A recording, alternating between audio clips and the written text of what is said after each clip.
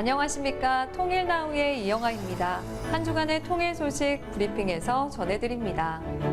김영호 통일부 장관은 지난 6월 28일 국립 6.25 전쟁 납북자 기념관에서 열린 제11회 6.25 전쟁 납북 희생자 기억의 날 행사에 참석했습니다. 김영호 장관은 전쟁은 멈췄지만 강제로 북한에 끌려간 우리 가족들은 아직도 우리 곁으로 돌아오지 못하고 있다며 이제라도 북한은 강제 실종에 해당하는 인권 침해이자 범죄인 납북 문제에 대해 공식적으로 사죄하고 생사 확인, 송환 등 납북자 문제 해결에 전향적으로 나설 것을 강력히 촉구했습니다. 또한 김영호 장관은 납북자 대책팀 신설, 새송이 물망초 상징물 제작, 국립 6.25 전쟁 납북자 기념관 건립 등 문제 해결을 위한 정부의 노력을 언급하며 앞으로 납북 희생자분들의 생사가 확인되고 살아계신 피해자가 가족의 품으로 돌아올 그날까지 노력을 계속해 나가겠다고 말했습니다.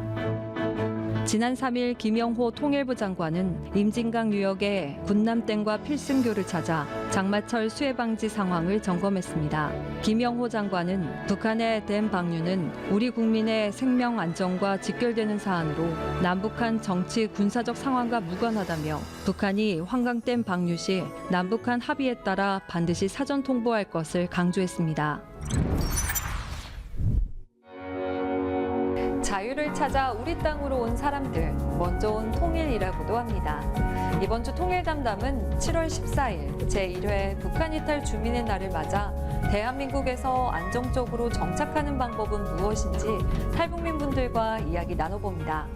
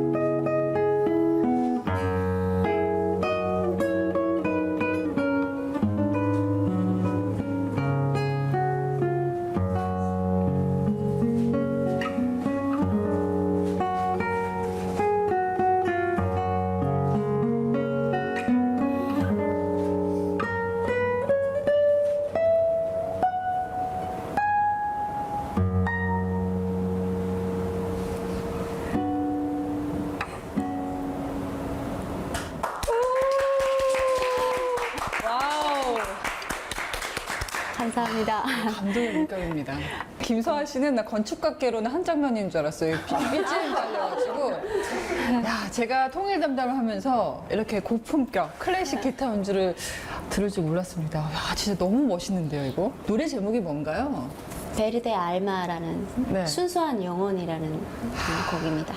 순수한 영혼. 오늘 이거 선곡하신 이유가 있어요? 제가 좀 순수하거든요. 아, 순수한 저희를 위해서 준비했다고 할 줄 알았는데 저희가 오늘 세 분과 함께한 이유가 있습니다. 그 7월 14일이요. 제1회 탈북민의 날이거든요. 북한에서 탈출한 주민들이 대한민국에서 잘 정착할 수 있도록 많은 응원과 지원을 보내야 될 텐데요. 사실 저희 어릴 때는 탈북민들이 진짜 보기 드문 사람들이었어요. 저희한테는 어릴 때가 80년대 때 뭐 김만철 씨 기억나시죠? 왜 너 알면 안 되는 거야? 너 옛날 사람이야? 그런 게 저는 기억에 많이 남아있고 그때는 탈북자들을 만난다는 게 굉장히 어려운 일이었고 2000년대 초반까지도 그랬다가 어느 순간 진짜 우리 주변에서 저 사람이 북한에서 왔어? 이런 사람들이 정말 많아졌거든요. 처음부터 차근차근 들어가 볼게요. 요즘에 이렇게 북한 분들이 많이 오시는데 이게 솔직히 나는 주변 분위기에 편승해서 왔다. 저 평양에 계속 있었으면 아마 지금도 거기서 계속 살았을 거고 한국에 올 생각을 전혀 한 번도 안 했을 것 같아요. 네. 유학에 손발되다 보니까 유학지에 나가서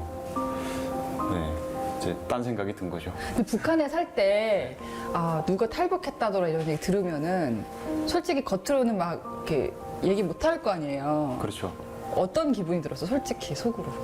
일단은 그런 얘기를 정말 20년 넘게 살면서 딱 한 번 들었어요. 한 번이요? 네, 저희 먼 친척 중에 저 만나보지도 못한 먼 친척인데 그 부부가 어느 날 행방불명 됐다고 이제 얘기를 들었거든요. 그래서 이렇게 중국으로 출장을 갔었다 그러는데 나갔다가 아마 뭐 한국으로 오던가 다른 삼국으로 북한에서 그걸 뛰었다라고 얘기를 하는데 뛰었다. 네, 그걸 뗐다 그러거든요.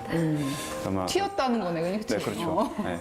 네, 그런 사람들이 분명히 있긴 한데 그 국내 사람들한테 알려질까봐 친척들한테도 그 사실을 되게 숨기죠. 그 분위기가 뭐 배신자예요? 아니면 부럽다 이거예요? 어디에 가까워요? 반반인 것 같아요. 뭐 다 같이 어렵게 사는데 저만 잘 살겠다고 간 것에 대한 좀 고가운 반이 있을 것 같고요. 그리고 그래도 드라마에서만 보던 그곳에 실제로 갔다고 하니까 야 그래 똑똑하다 어떻게 갈 생각을 하지 하면서 살짝 부러움도 반 있긴 하죠. 그럼 정국 씨는 김책공대 다니다가 공부 잘해서 프랑스로 유학 갔던 거예요? 네, 손발이 돼서 갔습니다. 거기에도 북한 사람들이 있어요? 정국 씨 말고? 저 포함해서 10명이 프랑스에 갔었습니다. 그럼 서로 이렇게 보고 있었을 텐데 어떻게 탈북을 또 하셨나요? 한국 대사관에서도 잘 도와줘서 네. 쉽게 왔습니다. 거기서 우리 출연 자주 하신 남인희 씨랑 눈 맞은 거예요? 아니 한국에 와서 눈이 맞았어요.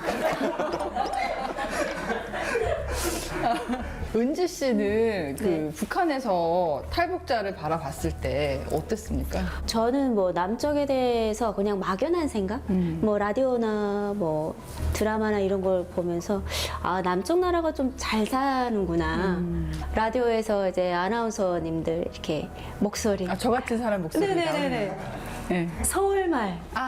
막 귀에 살살 녹는 거예요. 그래서 서울말 표준이잖아요, 제가. 그래서 그때 이제 생각한 게 저런 언어로 저런 서울말로 부드러운 언어로 싸우기도 하나? 다투기도 하나? 막 이런 그 궁금증도 막 생기기도 하고 네. 잡는 사람도 있을 거 아니에요, 탈북 못하게. 보이부가 그런 함정 수사라는 거를 펼쳤다고 하더라고요. 함정 수사를 어떻게 해요? 탈북민 가족이나 뭐 북한에 있는 가족들의 이제 소식을 나르거나 이제 송금을 도와주는 역할을 하는 브로커가 있어요. 네. 탈북민 가족인 것처럼 이제 접근을 시켜서 휴대폰 사용하는 사람을 이제 색출해내는 거죠. 네. 서아 씨는 제가 아까 그 소개글에 북한판 한간이라고 해서 얼마나 이쁘길래 이랬는데 진짜 한간 씨와 똑같아요. 근데 궁금한 게 남북이 예전에 저희 어릴 때는 미의 기준이 다르다고 그랬거든요. 그러니까 남한에서 저같이 사람이 좀 괜찮은데 북한에서는 좀 리설주 씨, 약간 그런 느낌을 선호한다는데 북한에서도 예쁘다는 얘기 들었습니까? 너 코멘트 할게요. 제 입으로 말하기. 진짜 어때요? 미의 기준이 달라요? 여전히 달라요? 아니면 많이 비슷해졌어요? 조금 많이 비슷해지는 것 같아요. 그러니까 좀 나이 드신 분들은 뭐 만면으니까 둥글둥글한 그런 얼굴 상을 되게 좋아하시고 지금 되게 대학생들이나 젊은 사람들은 조금 뭐 계란형, 달걀형 뭐 이런 식으로 많이 선호하는 쪽으로 많이 바뀐 것 같아요. 북한에서도 예쁘다는 얘기 들었다. 그런 얘기죠? 평양에서 언제나 탈북해야겠다 생각하셨어요?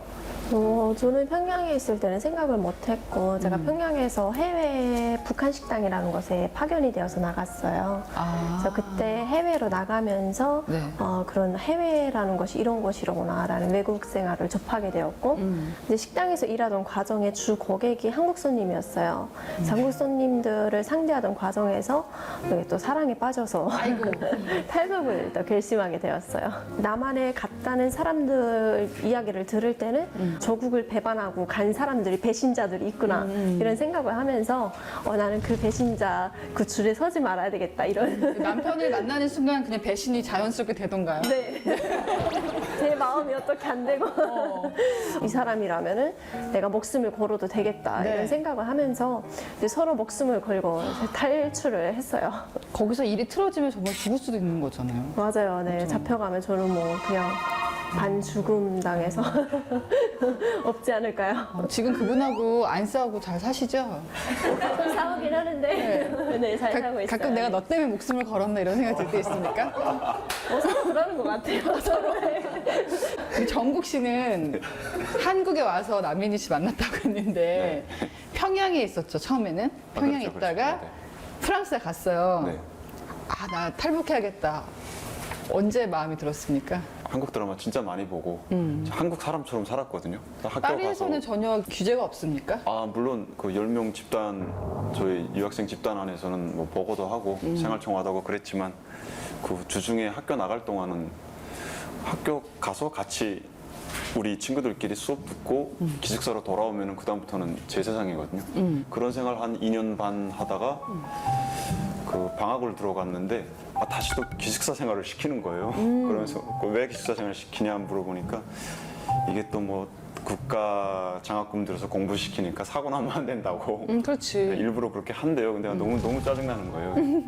프랑스 다시 나간 다음에 거기서 또 같은 생활을 자유로운 생활을 하면서 그때 슬슬 내가 북한 가면 살 수 있을까라는 생각이 들었던 것 같아요. 그래서 이게 사실 탈북이라는 게 되게 무서운 생각이거든요. 개인적인 그렇죠. 차원에서. 뭐 적을 배반한다는 것도 있고 뭐 가족을 버린다는 것도 있고 여러 가지인데 그걸 명확하게 생각하지는 못하고 스스로 내 마음에 좀 무서운 생각이 들고 있구나라는 게 느껴지는 거예요. 못 견디겠구나. 네, 그래서 기회가 왔다고 생각해서 한국 대사관에 요청을 해서 좀 왔습니다. 그렇게.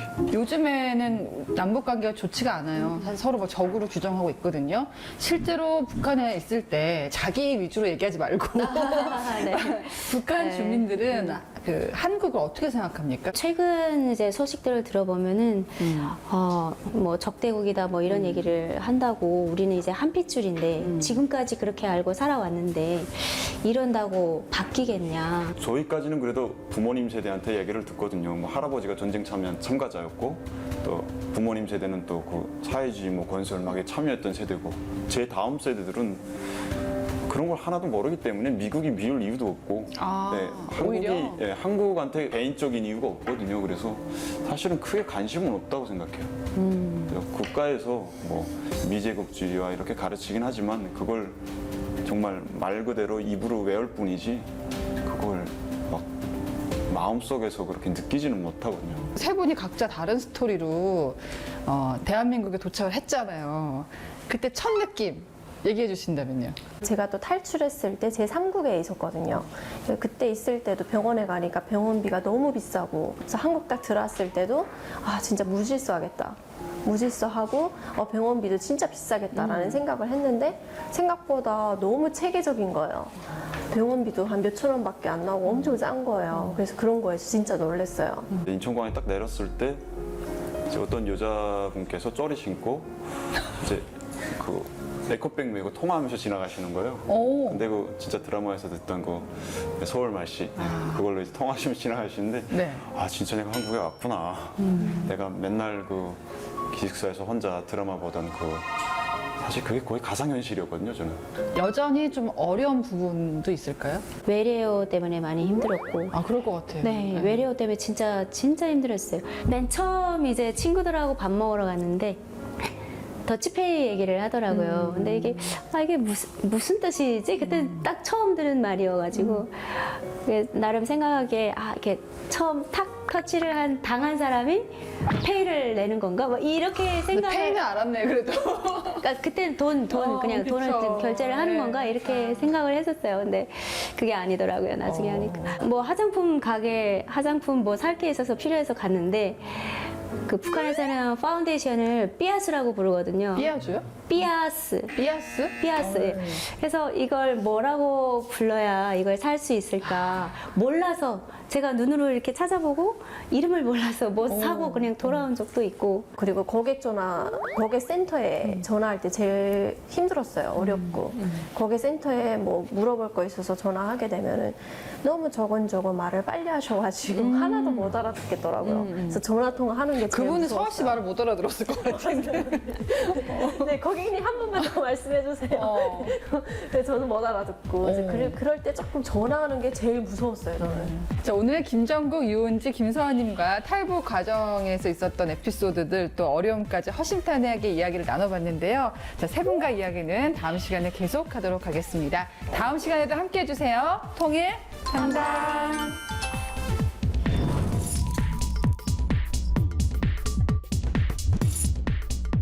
시민들이 일상 속에서 통일을 만날 수 있는 통일문화 행사가 열렸습니다. 다양한 프로그램이 준비된 현장을 다녀왔습니다. 자유와 통일로의 초대, 일상 속에서 만나는 통일. 특별한 통일문화 행사 현장을 다녀왔습니다.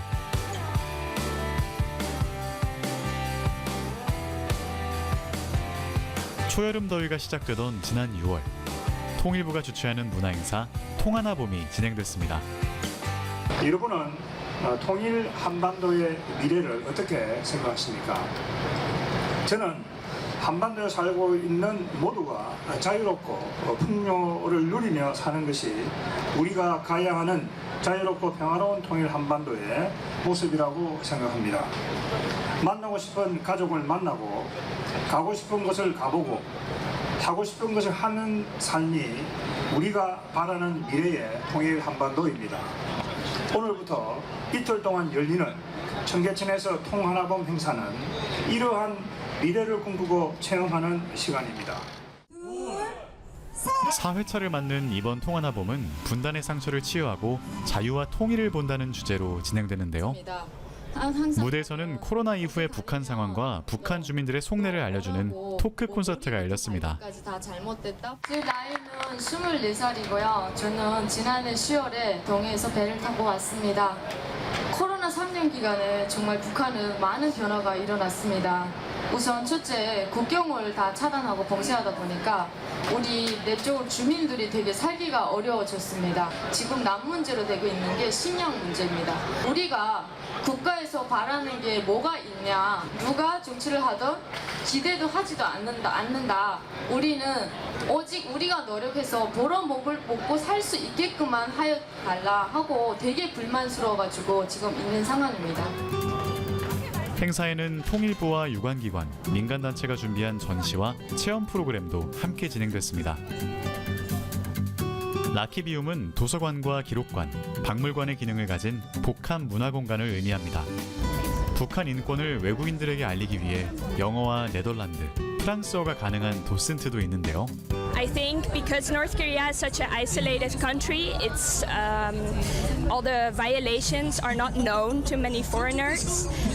However, I think there's so many human rights violations happening in North Korea, and I would encourage everyone to access our Lorkivium to see what actually is happening in North Korea. So I hope with the Lorkivium that many people will be more knowledgeable about what is happening. I can't say nice to see this because it's horrible that it's happening, but it was very informative and interesting to see kind of the different categories and the amounts of human rights that were being violated according to kind of very organized statistical thing. And yeah, I did know about the human rights issues in North Korea. I studied and learned about it. 통일과 통일부에 남다른 관심과 애정을 갖고 활동하는 청년들도 참여했습니다. 이 부스는 2030 자문단과 통일부의 청년 인턴들이 국민들의 통일인식을 제고하기 위해 만든 체험 프로그램을 운영하는 부스입니다. 저도 이런 부스를 만드는 건 처음 해봐가지고 되게 준비할 것도 많고 좀 손이 많이 들어가서 되게 힘들었는데 지금 되게 많은 분들이 찾아와 주셔가지고 조금 하는 입장에서 되게 뿌듯함을 많이 느끼고 있습니다. 국내외 시민들과 함께 통일로 하나 되는 통하나봄. 분단의 현실과 상처를 생각해보고 통일 미래를 상상하고 체험하는 시간이 되었기를 바랍니다. 이상으로 통일나우를 마칩니다. 시청해주신 여러분 고맙습니다.